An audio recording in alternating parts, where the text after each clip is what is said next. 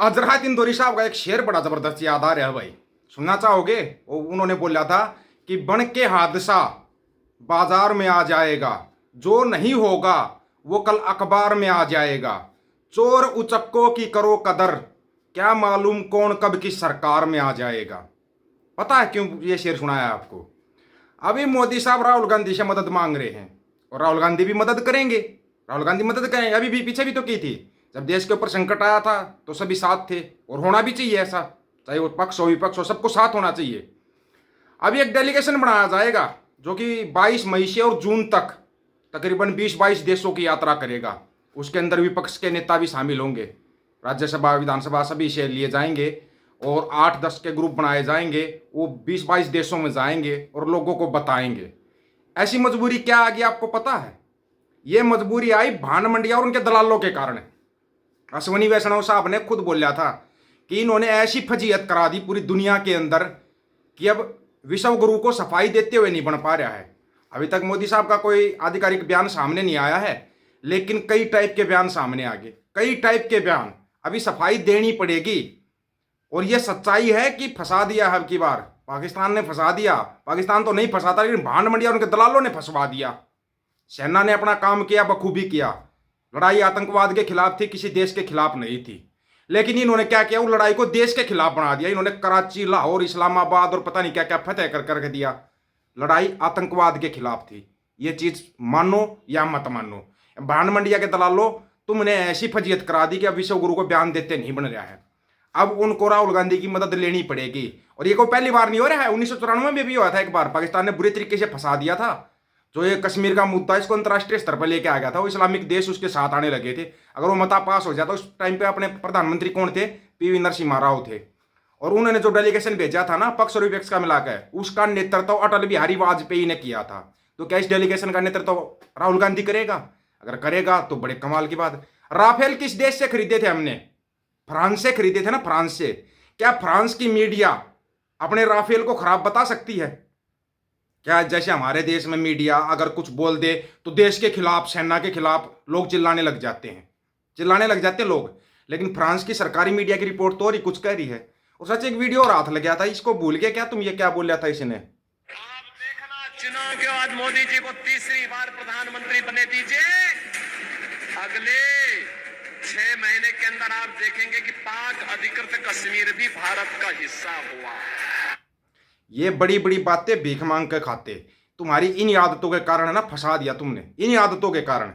अब सुनो जरा, पहले तो ना फ्रांस की जो सरकारी रिपोर्ट है वो बताते हैं आपको। सरकारी रिपोर्ट बाकायदा ले सकते हो जिसको चाहिए। हम तो सोच रहे थे ऐसा हो ही नहीं सकता भाई, किसी देश की मतलब मीडिया अपने देश के खिलाफ ऐसे बोल सकती है और इतना खुल के बोल सकती है, इतना खुल के बोल सकती है। पहली बार देखा भाई हमने ये तो, गजब। फ्रांस की सरकारी मीडिया कंपनी द्वारा भारत के खिलाफ यह खबर छापने के दो ही मतलब हो सकते हैं। वो मतलब कौन से हैं? फ्रांस की सरकारी मीडिया कंपनी फ्रांस 24, इसका कहना है कि भारत और पाकिस्तान की झड़प में चीनी हथियार बहुत बेहतर साबित हुए। चीन के हथियार बेहतर साबित हुए। राफेल हमने किससे लिया था? फ्रांस से ही लिया था। और रिपोर्ट बकायदा अगर आप चाहो तो, Chinese weapon pass combat test in India Pakistan clash with flying colours. कमाल हो गया। एक फ्रांस की सरकारी मीडिया भी सरकार और बड़ी कंपनियों के दबाव से मुक्त है, तब उसे परवाह नहीं कि ऐसे रिपोर्ट का फ्रांस के रक्षा उद्योग पर क्या असर होगा। और दो अमेरिका और अनेक यूरोपीय देश भारत पर दबाव बनाने तथा चीन का डर दिखाने की कोशिश है, ताकि भारत पूरी तरह से पश्चिमी खेमे में आ जाए। फ्रांस से भारत सरकार राफेल खरीदने के साथ साथ पनडुब्बी और अटैक हेलीकॉप्टर के लिए भी करार में है।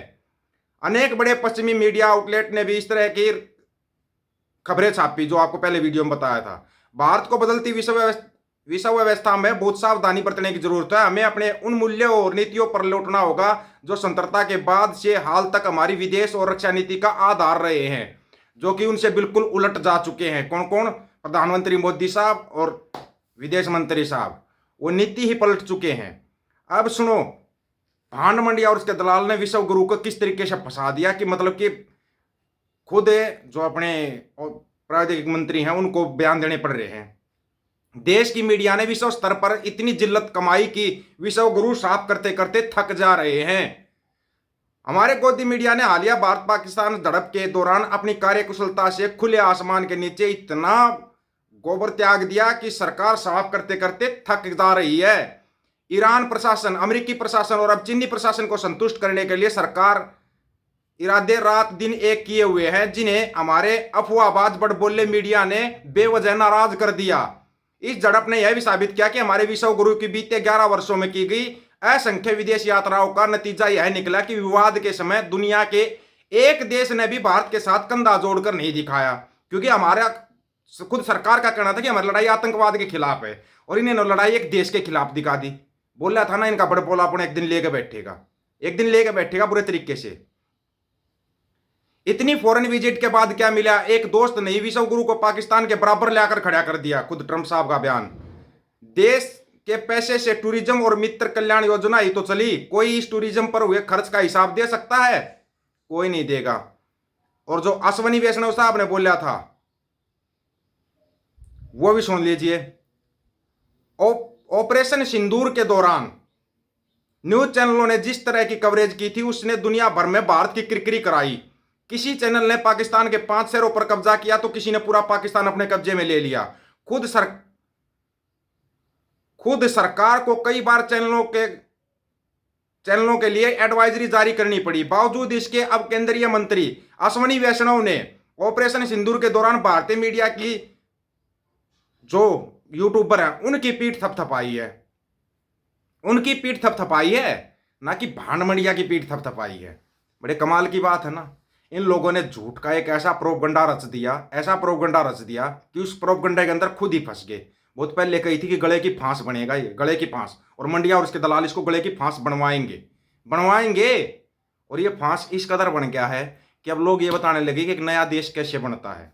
इसके ऊपर बाद में चर्चा करेंगे, विस्तार से चर्चा करेंगे इसके लिए।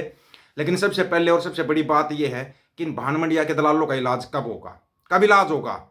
एक ने ईरान के जो मंत्री साहब के लिए शब्द यूज करे, गोबर खारिया, उसका क्या किया? कुछ किया क्या अभी तक? सोफिया कुरैशी के लिए अभी तक तो एक बीजेपी के मंत्री बयान दे रहे थे, व्योमिका सिंह के लिए समाजवादी पार्टी का मंत्री बयान दे रहा है। इन पर क्या कार्रवाई की? लगाओ इनके ऊपर देशद्रोह। अभी एक हरियाणा में एक कॉलेज की प्रिंसिपल ने सोफिया कुरैशी के खिलाफ बयान दे दिया, कर्नल सोफिया कुरैशी के खिलाफ बयान दे दिया। कहां से आते हैं ये लोग? कौन सी दुनिया से आते हैं? इनका इलाज क्यों नहीं हो पा रहा? इनका इलाज सबसे पहले बहुत जरूरी है। इनका बड़बोला अपने एक दिन लेकर बैठेगा, और जब देश में विपदा आती है ना, सब देश के साथ खड़े होते हैं, देश की सेना के साथ खड़े होते हैं। हम किसी नेता, किसी पार्टी के साथ ना थे, ना है और ना रहेंगे। अपने देश और अपने देश की सेना के साथ और अपने देश के किसान और आमजन के साथ है हम। क्योंकि इनका बड़बोलापन, भानमंडिया और इसके दलालों का तो शुरुआत से बहिष्कार है और बहिष्कार करते रहेंगे। इनको हम कभी नहीं मानते। ये कुछ भी दिखाते उसका उल्टा समझ जाया करो। ऐसे बुरे तरीके से फंस गया ये झूठ का ढोल ना, ऐसा फट गया है कि इस ढोल को अब समेटना मुश्किल हो गया है, मुश्किल। अब बताओ क्या किया जाए इनका? पहले ही बताता आया था मैं कि इन पे भरोसा मत करना। कहाँ जाएं लोग, कहाँ पे जाके सच्ची खबर देखे? समझ में नहीं आ रहा लोगों को। तो आपको पहले ही बता था, भानमंडिया और इसके दलालों को छोड़ दो। आप लोगों की क्या राय है इसके बारे में? आप अपनी राय रखना, आपकी राय का इंतजार रहेगा। सभी साथियों को राम राम, नमस्कार, आदाब, सत श्री अकाल। वीडियो को ज्यादा से ज्यादा शेयर, चैनल को सब्सक्राइब और बेल आइकन को जरूर दबाना दोस्तों। ऑफिशियल दीपक फौजी यूट्यूब चैनल, बात हक और सच की करेंगे। हक सच की बात हम करेंगे। वीडियो को शेयर करने की जिम्मेवारी आप लोगों की है। गज के आखो, वाहेगुरु जी का खालसा, वाहेगुरु जी की फतेह।